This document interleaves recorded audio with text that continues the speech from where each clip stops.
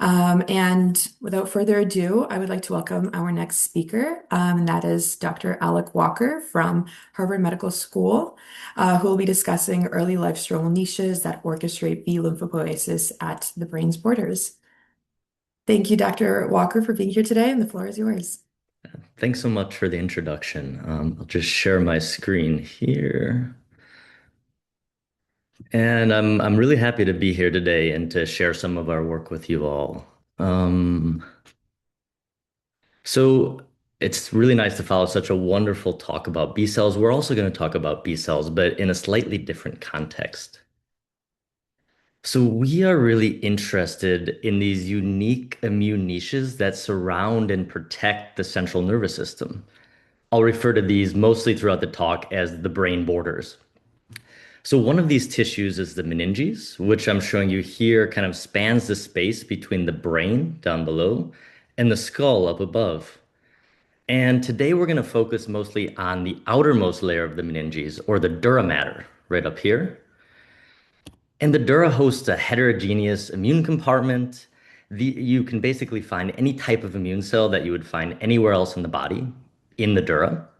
And these immune cells play critical roles, for example, in brain homeostasis by constantly communicating back and forth with the brain through cytokine signaling. And they also play critical roles in protecting the brain from infections that may invade, for example, from the blood. But while we know a lot about how this immune niche functions in adulthood and in disease, we know much less about how this compartment develops in the early life window, and for example, what consequences those cells may have for the developing brain. So that's what we're going to focus on today. And before we get into the data, I just want to give you a little bit of a perspective of how we start to visualize this tissue and study it. So here I'm showing you a skull cap from a mouse that we've labeled for vasculature in white, optically cleared, and visualized by light sheet imaging. And most of this vasculature that you see here is actually contained in the dura, which in this case is stuck inside of the skull. And I want to point out some of the key structural features here. So this large kind of set of blood vessels, making this upside down Y shape down the middle, are the dural sinuses. And these are the large veins that drain blood from the brain back to the periphery. And the areas next to these vessels are really critical immune niches that I want you to pay attention to for the rest of the talk. So, how are these immune niches established in the early life window? Well, to answer that question, we took a really kind of simple approach initially. We took dura from different ages of mice, starting at birth until young adulthood, and ran flow cytometry to quantify the different types of immune cells there. When we do that, we kind of see a lot of different changes happening in this early life window. The most striking of which was this wave of B cells in cyan here that kind of peak in the tissue around postnatal day 14 or 2 weeks of age. So both in terms of their representation within the immune compartment and their absolute numbers, we see very few B cells at birth, few in adulthood, and a huge wave around 2 weeks of age. So that raised many questions for us, but we first wanted to just confirm that those B cells are actually there in the tissue. So to do that, we turn to an imaging approach. And here I'm showing you a whole mounted dural meninges. Again, in yellow here, we can see this upside down Y structure. That's the dural sinuses. And if we zoom in right next to the sinuses, we can see these really large and kind of highly organized clusters of B cells that I have marked here. We can reconstruct an image like this in 3 dimensions and actually take a cross section through the sinus, so through the vessel, that looks something like this.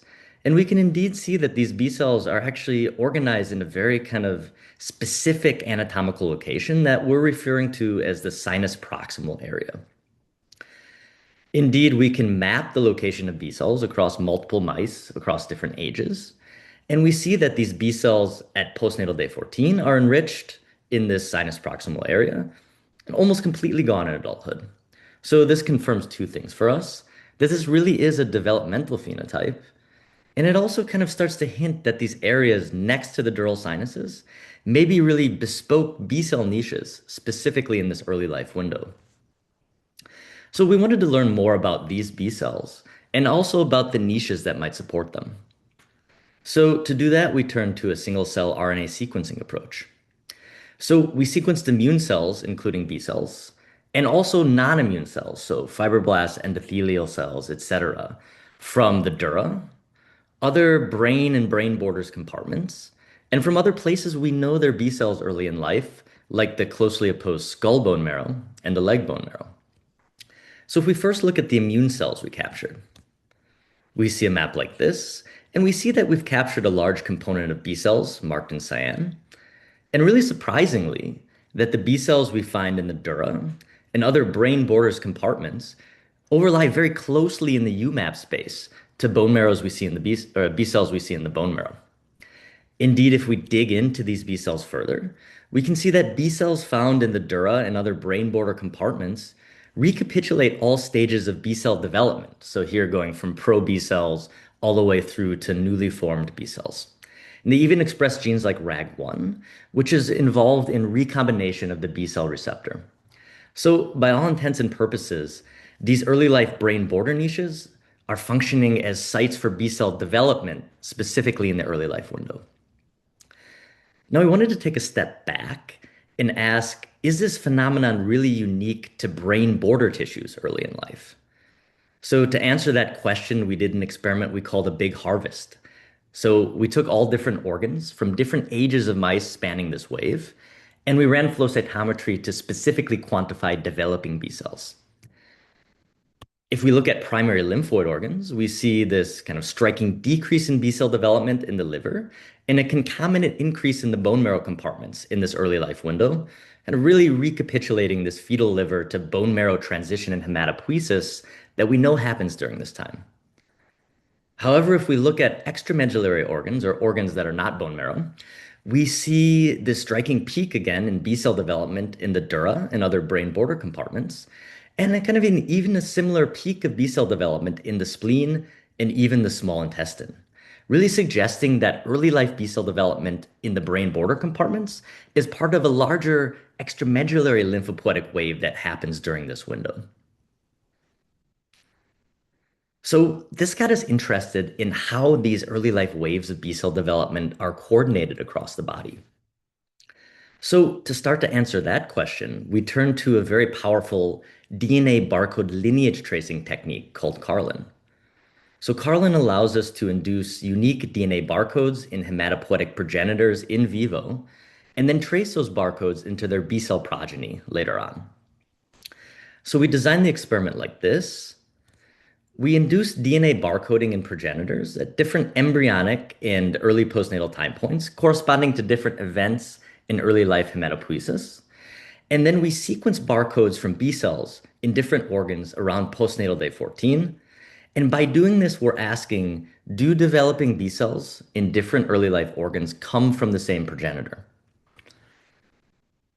Indeed, if we look at our early barcoding time point, embryonic day 12.5, we see that B cells in the dura share barcodes, or most of the B cells in the dura share barcodes with other organs, as shown here. If we barcode progressively later, we start to lose that sharing. And indeed, we see the same pattern in the other organs we examined, really suggesting that there must be a common pool of progenitors that colonizes all these different early life organs and then starts to diverge or become independent in the perinatal window. Now, another piece of data we can get from these experiments is to look at the expansion of individual DNA barcodes within each tissue. So here's an example from one mouse where we can see that B cells in the dura, or a large component of B cells in the dura, are actually derived from a very small number of progenitor clones that I've colored here in purple.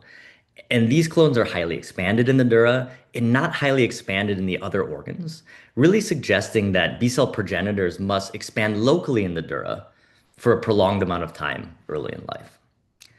So we wanted to examine this local expansion by a different way and kind of get a spatial context for this expansion. So to do that, we use confetti mice, which when crossed to a hematopoietic Cree-ER mouse, allow us to induce expression of one of three different fluorescent proteins in progenitors and trace those into B cells and actually image the spatial localization of B cells that came from the same progenitor. If we look at a whole mount of the dura here, we can again see these large clusters of B cells next to the dural sinuses. And really quite strikingly, that each one of these clusters of B cells seems to be derived from a single color progenitor clone, really suggesting that individual progenitors are colonizing these niches next to the dural sinuses and then expanding massively in situ to generate this early life B cell wave. So that got us really interested in what cells are living in these niches next to the dural sinuses that may support local B cell development in the early life window. So we know a lot about the niches in the bone marrow that support B cell development, and these are mainly composed of specialized bone marrow stromal cells. So we wanted to ask, is there a similar niche cell in the dura that supports early life B cell development? So, to start to answer that question, we made a direct comparison between the dura and the bone marrow niches. So, these are stromal cells and endothelial cells from both of those compartments at postnatal day 14. We capture many different cell types here, but when we split that data by tissue, we can really kind of quickly see that those compartments are almost completely distinct. Indeed, if we look for populations of mesenchymal stromal cells that we know are important for hematopoiesis in the bone marrow, marked in brown here, we don't find those in the dura, and instead the dura compartment is composed mainly of fibroblast-like cells, or what I'm calling here FLCs. We can indeed go back by an imaging approach and visualize these clusters of B cells next to the sinuses in cyan, see that they're really kind of enmeshed in these dense networks of fibroblasts, suggesting an interaction there. So because these stromal niches are so different between the dura and the bone marrow, we thought we had the opportunity to figure out what makes them different and how we might use that to specifically target the dura niche to learn about its role in early life B cell development. So to do that, we made a differential gene expression comparison between dura FLCs and other populations of bone marrow stromal cells. When we rank those genes by specificity for the dura, we find genes like FOXD1 that are indeed highly expressed in dura fibroblasts and really not expressed in bone marrow compartments or in many other stromal compartments across the body. And as I'll show you in a second, we can use this information to kind of get a FOXD1 Cree, allowing us to preferentially target these brain border stromal niches and learn about their function. So, of course, the other important piece of information we wanted to gain is what factors do these dura stromal cells produce that may regulate early life B cell development? So, to make a long story very short, one of those factors is CXCL12, which we know regulates hematopoiesis and B cell development in the bone marrow. And really interestingly, we find these really dense niches of CXCL12 expressing fibroblasts right next to the dural sinuses where we see B cell development early in life. If we zoom in, we can indeed confirm that these CXCL12 high fibroblasts express our marker FOXD1, and they're really intimately intercalated into these clusters of B cells. But of course, we wanted to know, is this a functional interaction? So we cross FOXD1 Cree mice to CXCL12 flox mice, generating mice where we have preferentially ablated CXCL12 in dura and other brain border fibroblasts and stromal cells.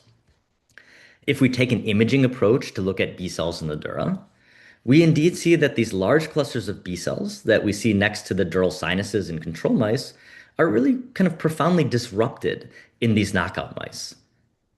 We can also look at this by flow cytometry, now specifically quantifying developing B cells. Indeed, we see a huge loss in developing B cells in the dura when we ablate CXCL12 from FOXD1 expressing cells. A similar loss in other brain border compartments, and really minimal or no loss in other B cell niches we've looked at this time period, suggesting that these brain border stromal cells really form unique and kind of independent niches for B cell development during this window. Now, there's one final question we wanted to ask, and that is, how do these niches change across developmental time? And is there some correlation with the attrition of B cells we see into adulthood? So I'll just give you one brief example of that here.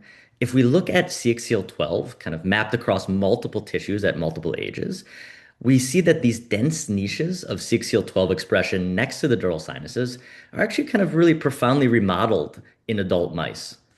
Indeed, if we zoom in and take a cross section across the sinus, we can see that these CXCL12 producing fibroblasts that we find at P14 are almost completely gone in adulthood, really suggesting at least a transcriptional, but perhaps even a structural remodeling of those B cell niches into adulthood. So, in ongoing work, we're asking many questions about these niches. I didn't have time to get into it, but there's actually many different types of fibroblasts that compose these physical niches next to the sinuses. We're learning more about their functions. We're asking more carefully how this niche is remodeled across developmental time. And we're also thinking about how dura fibroblasts regulate development of other types of immune cells in the dura and what consequences that might have for the overall development of the central nervous system.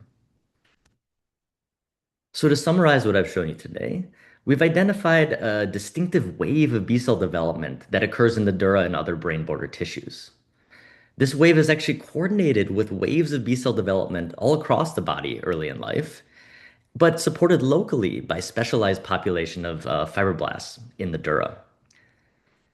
Together, we think that these extramedullary niches are important for rapid generation of the early life B cell compartment, perhaps while the bone marrow is still maturing and increasing its capacity to produce B cells.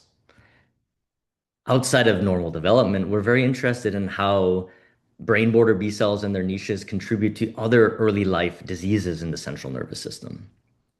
So we're thinking about how these B cells and niches respond to early life central nervous system infection, whether they support malignant populations of B cells like B cell leukemias, and also how they may play a role in other B cell mediated diseases in the developing CNS. So with that, I'd like to thank all of the kind of co-authors from this project, many of other collaborators whose work I didn't have time to talk about today, and other advisors. We also have this work as a preprint on bioRxiv, so please check it out if you're interested, and feel free to contact me with any questions. Thanks so much, and happy to take questions.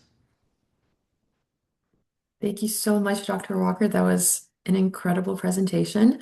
In terms of questions, we actually have one from Dr. Fish from the BSI team.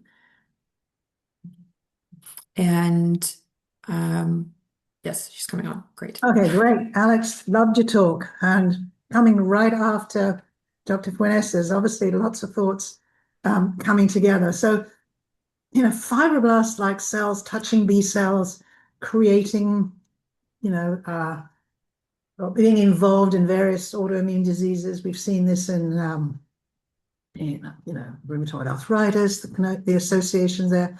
I'm just wondering, in the context of perhaps MS or lupus, do you see this contact story perhaps playing a role in those new B cells that Carola talked about? Do you want to comment on that a Yes, bit? that's a wonderful question and something we're very interested in. We haven't looked too much into these diseases that are happening in the later life window. Um, we know that these fibroblast niches change profoundly from early life to adulthood, but it's likely that there's still some components of those niches that exist and could play a role in recruiting B cells to the CNS in those contexts, but we haven't specifically looked.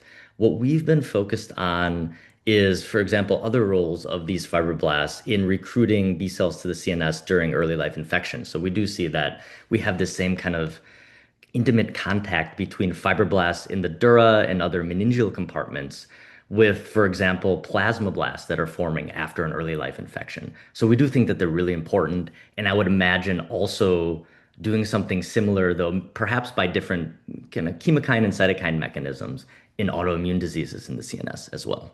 So it's a great question, something that's really an open area of investigation. And I guess to follow up with that, I had a question in terms of what you think that, the primary purpose of these early life brain border niches would be. Would it be like protection from like, neurodegenerative, as you were just discussing, or neurodevelopmental diseases, or maybe immune education primarily, or immune tolerance maybe? So what do you think it is, and how can we maybe disentangle this experimentally?